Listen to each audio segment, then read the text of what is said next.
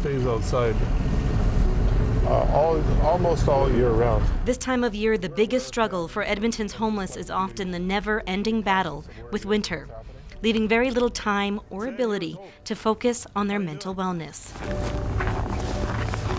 Just make sure you're okay. Oh, yeah. Yeah, somebody was worried about you and just thought we'd check you out and make sure you're good. You're good? Many find themselves turning to a shelter or an emergency room for aid. A lot of these patients fall through the cracks. They come back to emerge. There's kind of a revolving door going on there.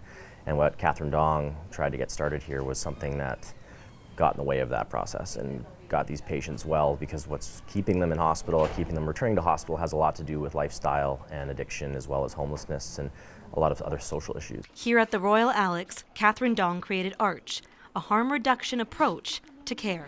We've had people, our community, talking about having access to more evidence-based addiction treatment, more harm reduction in acute care, and that was a huge barrier for some of our highest risk patients in terms of accessing care. Someone may come to the emergency room 5 times and see 5 different providers, but there's nobody kind of tying it together for them. With ARCH, patients have the access to a social worker, an addictions counselor, a nurse practitioner, and a doctor in order to bring a patient to complete mental wellness. Just today met with somebody who's completed treatment after working with him for 10 months on ways to increase his motivation and ways to increase his stability to make it possible for him to be open to starting treatment and taking his medications and getting a doctor and taking big steps like that in his life.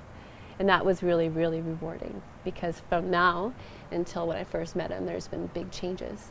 Now, he's responsible for those changes, but I'm grateful to be part of his life where I can give him some direction when he's been open to it. What your triggers are.